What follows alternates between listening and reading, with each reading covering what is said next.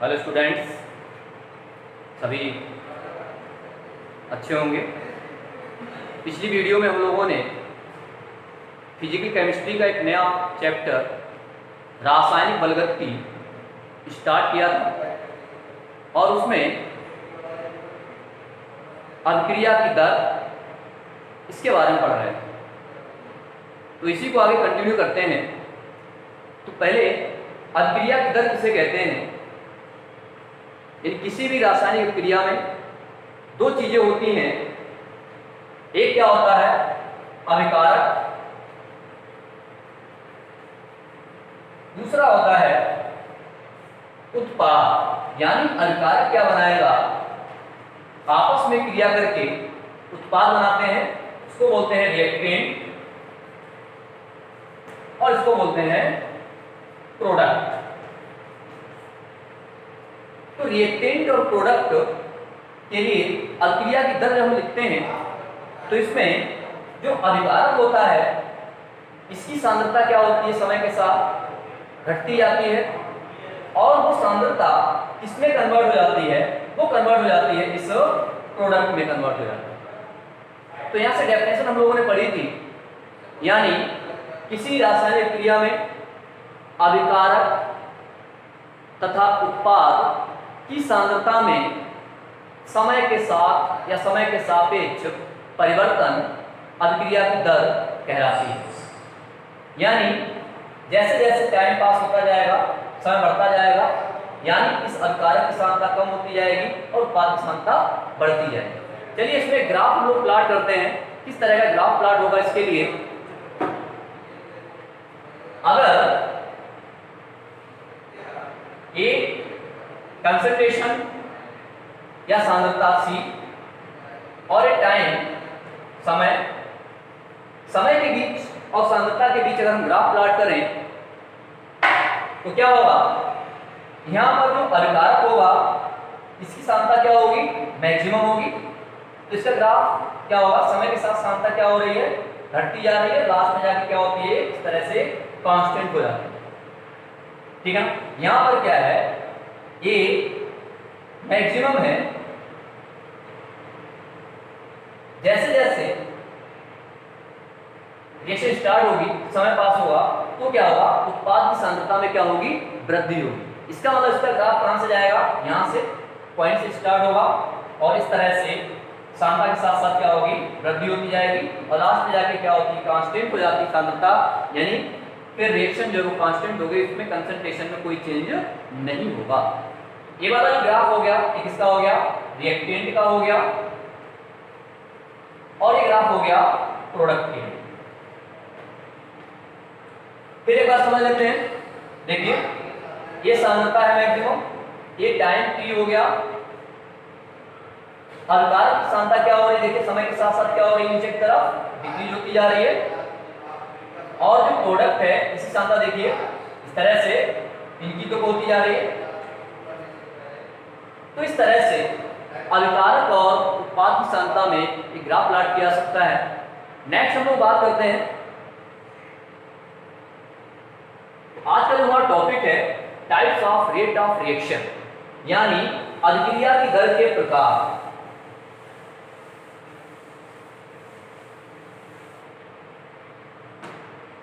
Generally क्या होता है?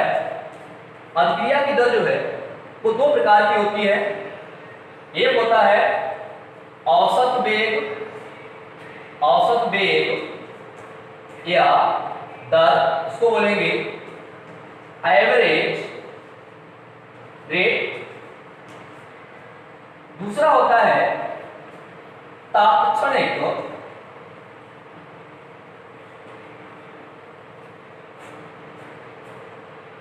वेग या दर,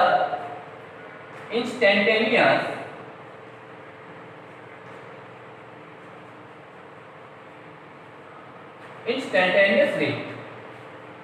तो आज हम लोग इसी के बारे में बात करने वाले हैं कि औसत वेग और तात्क्षणिक वेग किसे कहते हैं।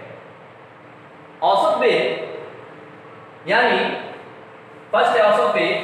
एवरेज रेट का मतलब क्या हुआ? जैसे कोई रिएक्शन हो रही है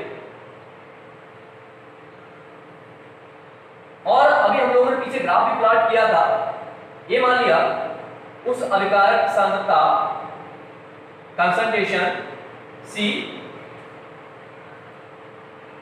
ये टाइम T। अब इसके अभिकारक के लिए है फॉर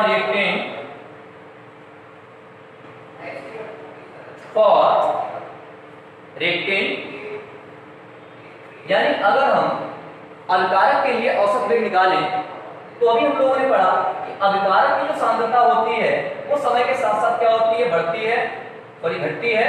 और इस तरह से इसमें ग्राफ प्लॉट किया जाता है, यानी यहाँ पर कंसंट्रेशन क्या है, मैक्सिमम है। यहाँ पर कंसंट्रेशन क्या हो गई, मैक्सिमम हो गई। अब देखिए इसमें यहाँ पर एक टाइम T1 माना और कंसंट्रेशन C1, ठीक है। फिर कंसंट्रेशन तो फिर डिक्रीज हुई, यहाँ पर टाइम क्या हो गया, T2 हो गया। इसी तरह से बहुत सारे हैं आगे C2, इस तरह C3, C4 और टाइम इंटरवल और कंसंट्रेशन चेंज ले सकते हैं। तो देखिएगा इसके लिए यानी अभिकारक के लिए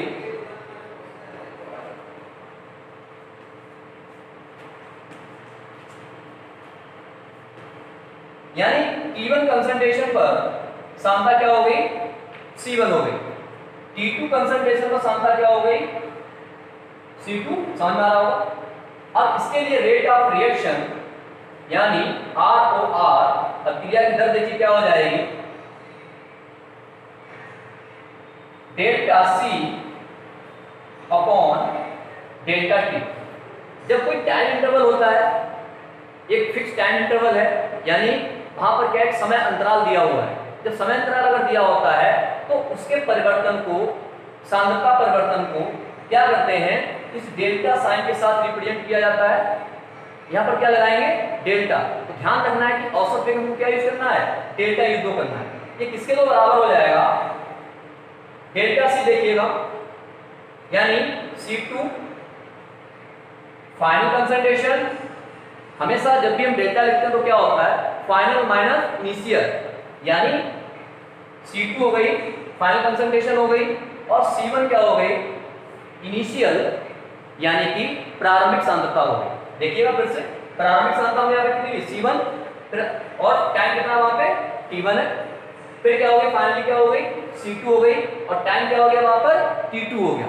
तो यहां पर देखिए final time interval minus initial time interval, यानी अंतिम सांद्रता माइनस प्रारंभिक सांद्रता, इसी तरह से अंतिम समय माइनस प्रारंभिक समय, ये समय अंतराल और सांद्रता परिवर्तन हो गया।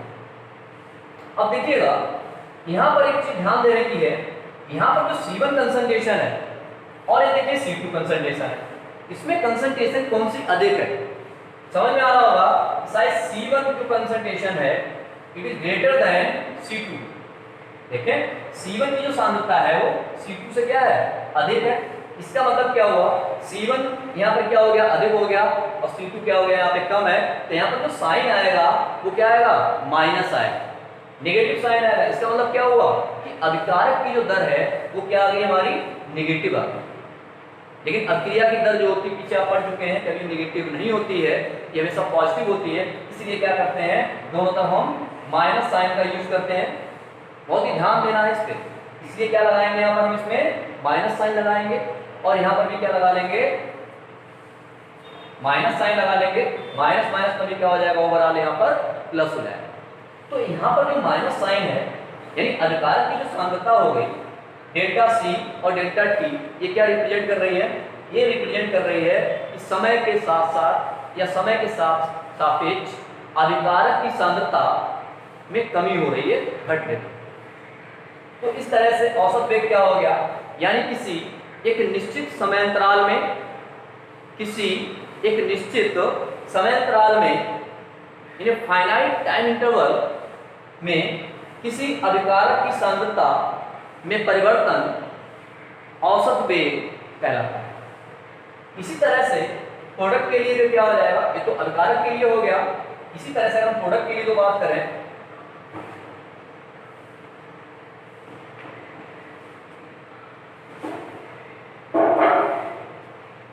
ये तो ग्राफ था हमारा अभिकारक के लिए। अब बनाते हैं उत्पाद के लिए। उत्पाद के लिए जो ग्राफ प्लॉट करेंगे,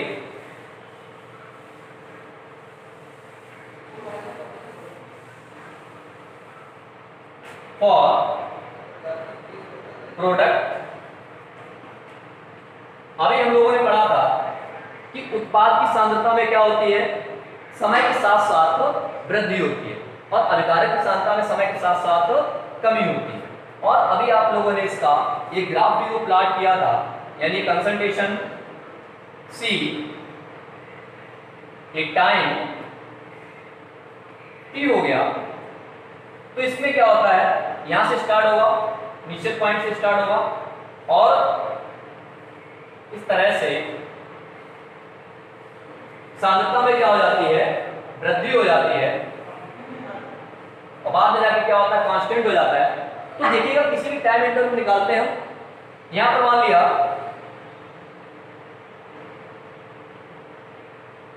A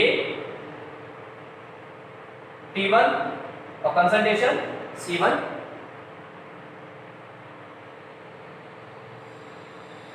यहां पर कंसंट्रेशन क्या हो गई C2, और टाइम बढ़ गया हमारा, क्या हो गया, T2 हो गया।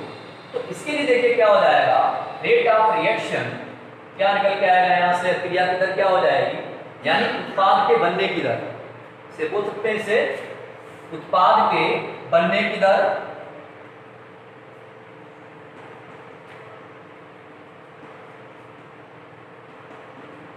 ऐसी वहां पर भी क्या था, अभिकारक के विघटन की दर, यानी प्रोडक्ट क्या क्या हो रहा है, फॉर्मेशन हो रहा है प्रोडक्ट का, तो उत्पाद के बनने की दर तो क्या हो जाएगी, यहां से delta C upon delta T बराबर फाइनल कंसंट्रेशन C2 हो गई माइनस इनिशियल C1 हो गई, फिर फाइनल टाइम कितना हो गया, T2 हो गया, इनिशियल टाइम क्या हो गया, T1 हो गया। अब देखिएगा यहां पर जो है, इसमें माइनस साइन यहां पर नहीं आया। C2 कंसंट्रेशन क्या है, ग्रेटर देन C1, यानी C2 की सांद्रता तो C1 से अधिक है। इसका मतलब क्या हुआ, ये हमेशा क्या रहेगा, पॉजिटिव ही रहेगा, यानी उत्पाद के जो बनने की दर है वो क्या रहेगी, पॉजिटिव रहेगी। और इसीलिए जो प्रोडक्ट है उसको क्या करते हैं, पॉजिटिव साइन के साथ लिखा जाता है, यानी समय के साथ साथ उत्पाद के बनने की दर में क्या होती है, वृद्धि होती है, और अभिकारक की सांद्रता में क्या होती है, कमी होती है। क्या देखिए डेफिनेशन हो जाएगी औसत वेग की यहां से, यानी किसी निश्चित समयांतराल में, जैसे मैंने समयांतराल क्या लिया यहाँ से, T1 से T2 है, यहाँ हम कोई टाइम पीरियड ले सकते हैं, जैसे यहाँ पर आपने ले लिया 5 सेकंड, यहाँ पे ले लिया 10 सेकंड, इस तरह 5 इंटरवल ले लिया 5-5 का, फिर 15 सेकंड, इस तरह से कंसंट्रेशन की यहाँ पे आपने ली 1 मोल पर लीटर, यहाँ पर ले ली 2 मोल पर लीटर। तो इस तरह से क्या है, यहाँ पर हम क्या होगा, टाइम इंटरवल और कंसंट्रेशन कुछ मान सकते हैं। तो क्या हो जाएगी डेफिनेशन, यानी किसी निश्चित समय अंतराल में अभिकारक तथा उत्पाद की सांद्रता में परिवर्तन अभिक्रिया का औसत वेग कहलाता है। किसी निश्चित समय अंतराल में, यानी किसी फाइनाइट टाइम इंटरवल में अभिकारक तथा उत्पाद की सांद्रता में होने वाला परिवर्तन अभिक्रिया का औसत वेग कहलाता है। नेक्स्ट, अब बात करते हैं तात्क्षणिक वेग। दूसरा है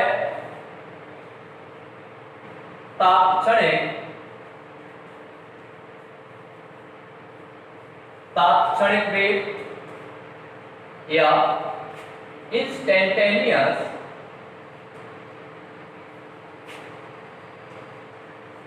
रेट। बहुत इजी है, तात्क्षणिक या इसको तात्कालिक भी कहते हैं, अंग्रेजी में इसको इंस्टेंटेनियस कहते हैं। और इसका अर्थ क्या होता है, तात्क्षणिक का मतलब क्या हुआ, यानी क्षणिक, यानी किसी एक क्षण पर, जैसे क्या है, बहुत सारे लोग रिएक्शन करते हैं, लैब में आपने बहुत सारी केमिकल मिलाए होंगे, रिएक्शन आपने कराई होगी, देखा भी होगा।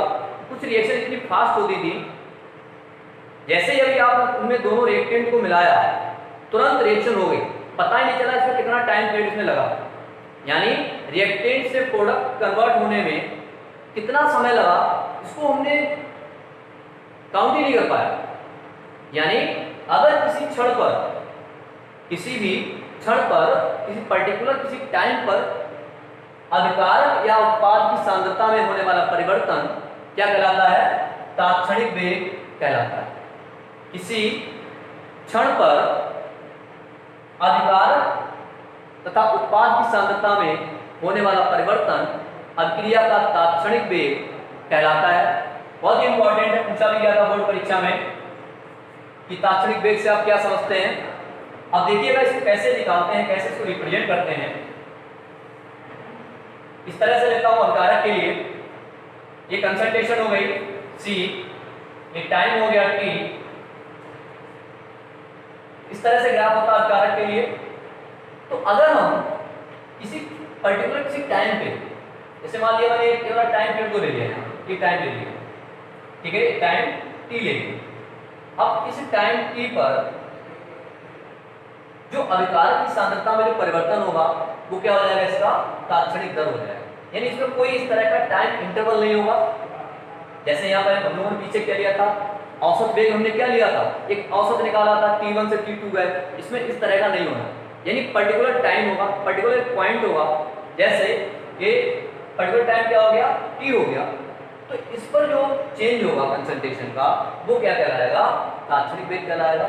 और इसको कैसे निकालते हैं? यानी इसका जो स्लोप ऑफ लाइन होगा, यानी इसका जो स्लोप होगा वो क्या हो जाएगा?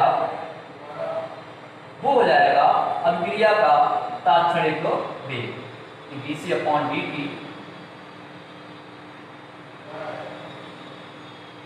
औसत वेग में क्या था, हम उसको एवरेज के लिए डेल्टा का प्रयोग करते थे।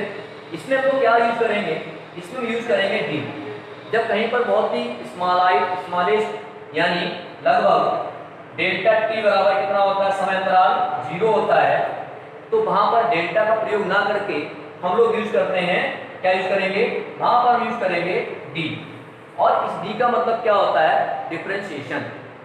लिमिट लगाएंगे, लिमिट डेल्टा टी टू 0, तो वहां पर यूज क्या करेंगे? डी का यूज करेंगे। और डी फॉर यहाँ पे क्या होता है? डिफरेंशिएशन। मैथ के बच्चे समझते हैं, इसे कहते हैं अवकलन कहते हैं।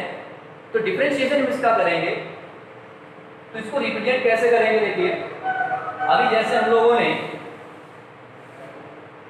पीछे निकाला था डेल्टा C/डेल्टा T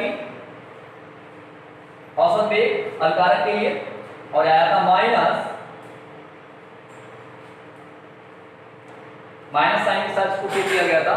अगर हम यहाँ पे क्या करें,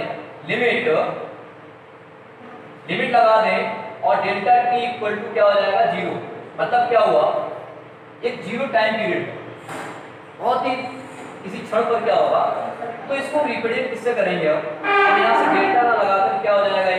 ये बन जाएगा dc/dt। बहुत इजी है, क्या करना है? आप एक का रेट ऑफ रिएक्शन सीख लीजिएगा। आपने सीख लिया एवरेज रेट लिखना सीख लिया, तो क्या कर सकते हैं उससे हम फिर वो तात्क्षणिक भी सीख सकते हैं। तात्क्षणिक का मतलब क्या हो जाएगा? यहाँ पर आपको डेल्टा के स्थान पर क्या यूज कर देना है? डी का यूज कर देना है। क्या हो गया? dc/dt। इसी तरह से किसी प्रोडक्ट के लिए भी हो जाएगा। अगर प्रोडक्ट के लिए ग्राफ प्लॉट करें किसी इस पर्टिकुलर पॉइंट पर T, इसके लिए क्या हो जाएगा? डेल्टा C/डेल्टा T। तो क्या करें? लिमिट लगा लीजिएगा और डेल्टा T इक्वल टू 0, तो यहाँ पर क्या हो जाएगा? डेल्टा C के स्थान पर क्या हो जाएगा? dc/dt।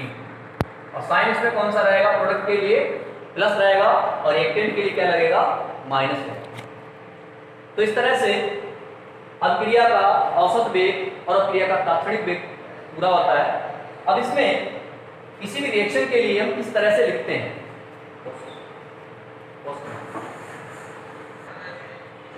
हेलो स्टूडेंट्स, तो अभी हम लोगों ने अभिक्रिया का औसत वेग और अभिक्रिया का तात्क्षणिक वेग पढ़ा था।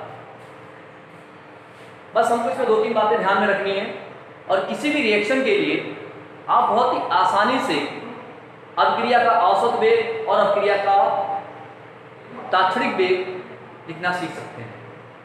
ध्यान में क्या रखना है, जो अभिकारक की जो सांद्रता होगी वो समय के साथ क्या होती है, घटती है, और उत्पाद की जो सांद्रता होती है वो समय के साथ बढ़ती है। शायद इतना हम लोगों को समझ में आ गया हो। और अभिक्रिया की दर क्या होती है, अभिक्रिया की दर हम किसी की रिएक्शन के लिए लिखते हैं, रेट ऑफ रिएक्शन लिखते हैं, तो अभिकारक के विघटन की दर बराबर हो जाती है उत्पाद के बनने की दर। अभिकारक के विघटन की दर माइनस साइन के साथ रिप्रेजेंट करनी है और उत्पाद के बनने की दर को प्लस साइन के साथ रिप्रेजेंट करना है। तो बहुत आसान है, बहुत इजी वे में हम लोग आराम से सीख सकते हैं। जैसे मैं कॉमन रिएक्शन तो लिखता हूं, ए बी प्रोडक्ट बन रहा है सी और डी। अब देखिएगा इसमें अभिकारक क्या हो गए, ध्यान से देखिएगा वीडियो को, बिल्कुल आप लिखना सीख जाएंगे। अभी ये चैलेंज है मेरा। देखिएगा इसमें रिएक्टेंट क्या हो गए, ए हो गए एंड बी हो गए।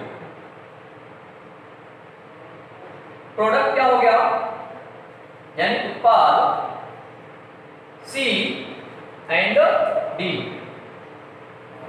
स्मॉल ए और स्मॉल बी क्या है, अभिकारक ए का स्टोइकियोमेट्रिक गुणांक है। स्टोइकियोमेट्रिक गुणांक का मतलब क्या हुआ, जो बैलेंस रिएक्शन लिखते हैं तो जो कोफिशिएंट जो लिखे जाते हैं, जो गुणांक हम जो लिखते हैं वो क्या कहलाते हैं, इसके स्टोइकियोमेट्रिक गुणांक। 1 2 3 4 5 कुछ भी हो सकते हैं यहाँ पर। स्मॉल बी क्या हो गया, इस बी का स्टोइकियोमेट्रिक गुणांक हो गया। स्मॉल सी क्या हो गया, इस उत्पाद सी का स्टोइकियोमेट्रिक गुणांक। स्मॉल डी, इस कैपिटल डी उत्पाद का स्टोइकियोमेट्रिक गुणांक हो गया। ठीक, अब हम लोग लिखते हैं rate of reaction. Rate of reaction, शायद हम लोगों ने इसको शॉर्ट में पढ़ा था, ROR बराबर क्या हो जाएगा। बहुत आसान तरीका है। सबसे पहले क्या करेंगे, हम इसको लिखना है, जो पहले लिखा है पहले उसको लिखेंगे, यानी पहले अभिकारक को लिखेंगे, अभिकारक की पहले दर लिखेंगे, बाद में फिर उत्पाद की लिखेंगे। लिखिएगा क्या हो जाएगा, देखिए डेल्टा एवरेज रेट पहले लिखते हैं, औसत वेग, एक ही सांद्रता में परिवर्तन बटे डेल्टा टी, ये होता है अभिक्रिया की दर, यानी इस ए की दर क्या हो जाएगी, delta A upon delta T. लेकिन आपको पता है ये क्या है, अभिकारक है, इसलिए यहाँ पर साइन कौन सा लग जाएगा, माइनस साइन लग जाएगा। ये बहुत ध्यान में रखना है, ठीक है ना, क्योंकि इसकी सांद्रता में क्या हो रही है, कमी हो रही है। फिर यहाँ पर देखिएगा दूसरी बात क्या है, यहाँ पर जो स्टोइकियोमेट्रिक गुणांक है इसको बोलते हैं, मैं लिख देता हूं बात, स्टोइकियोमेट्रिक गुणांक। ये कौन कौन से हैं, स्मॉल ए हो गया, स्मॉल बी हो गया, स्मॉल सी हो गया, स्मॉल डी हो गया। ठीक है, ये क्या हो गया, इसके स्टोइकियोमेट्रिक गुणांक है। तो देखिएगा इसका स्टोइकियोमेट्रिक गुणांक क्या हो गया, स्मॉल ए, तो क्या लिखेंगे यहाँ पे, -1/a। जो भी स्टोइकियोमेट्रिक गुणांक होगा वो कहाँ जाएगा, भाग में जाएगा, यानी इसको फ्रैक्शन में इस तरह से लिखा जाएगा, -1/a इक्वल टू, सभी दरें क्या होती हैं, आपस में बराबर होती हैं। देखिएगा अभिकारक बी के लिए क्या हो जाएगा, औसत वेग delta B upon delta T. अभिकारक है चूंकि, तो यहाँ पर कौन सा साइन आप लगाएंगे, माइनस साइन का यूज करेंगे। अब स्मॉल बी क्या है, यहाँ पे स्टोइकियोमेट्रिक गुणांक है, ये किसमें जाएगा, भागफल में जाएगा, तो क्या हो जाएगा इसके लिए, -1/b। Is that clear. इतना साइज आपको समझ में आ गया होगा।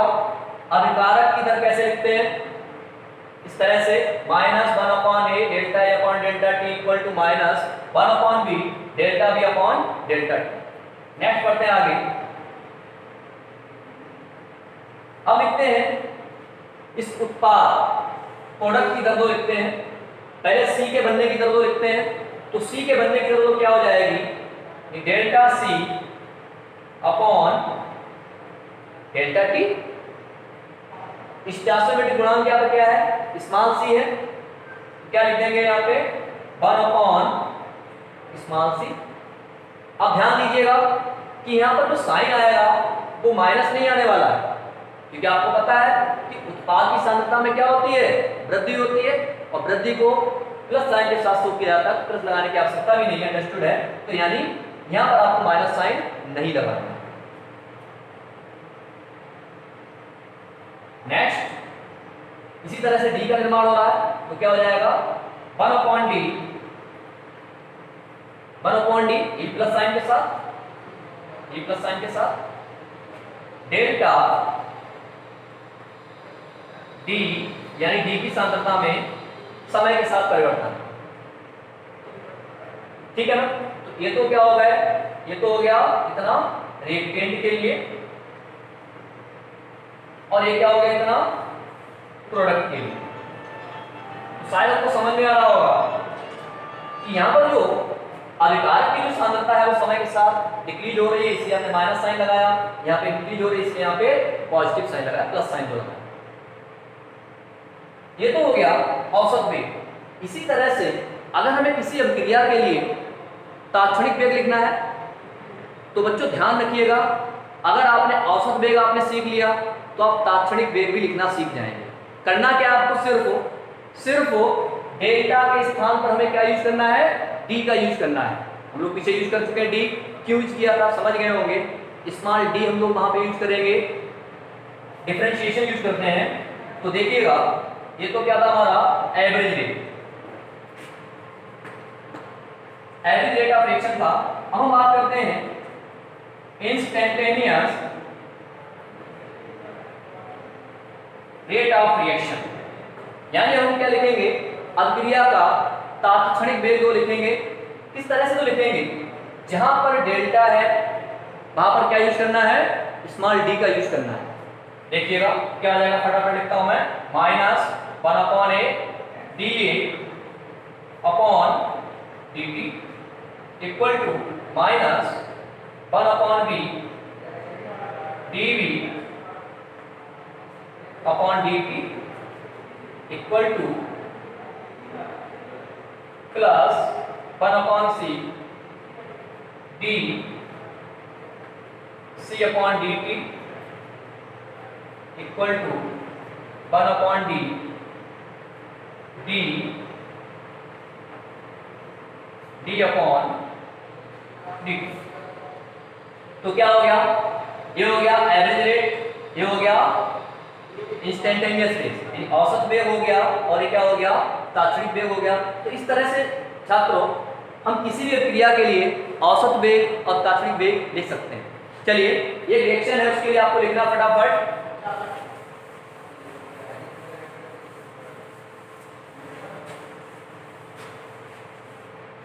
रिएक्शन है 2SO2 plus O2 gives 2SO3। हमें इसके लिए दोनों रेट को लिखना है। तो पहले हम लोग लिखते हैं एवरेज रेट ऑफ रिएक्शन, पहले लिखते हैं एवरेज रेट ऑफ रिएक्शन यानी औसत वेग। ये क्या हो जाएगा, अब यहाँ पर जो कोएफिशिएंट है अभिकारक का, ये किसमें आ जाएगा, माइनस में आ जाएगा, 2 है तो -1/2 हो गया, और यहाँ पर क्या हो जाएगा, डेल्टा SO2 की सांद्रता में परिवर्तन upon delta T। O2 stoichiometric गुणांक यहाँ पर कितना है, यहाँ पर जो स्टोइकोमेट्रिक गुणांक है SO2 का वो 2 है, यहाँ पर कितना है, 1 है, यहाँ पर कितना है, 2 है। क्या हो जाएगा, -1/2, यानी जो स्टोइकोमेट्रिक गुणांक होगा, जो भी यहाँ पे संख्या होगी वो क्या आ जाएगी, वो इस तरह से भाग में आ जाती है, फ्रैक्शन में आ जाती है। Is that clear. O2 के लिए तो क्या हो जाएगा,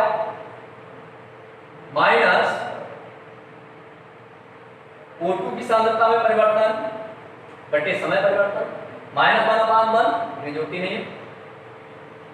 उत्पाद की सांद्रता प्लस साइन के साथ दो लिखी जाएगी। अब यहाँ पर जो गुणांक कितना है 2 है, तो क्या हो जाएगा 1/2, लेकिन साइन कौन सा होगा प्लस का होगा, क्या हो जाएगा SO3 की सांद्रता में परिवर्तन बटे समय परिवर्तन। Is that clear?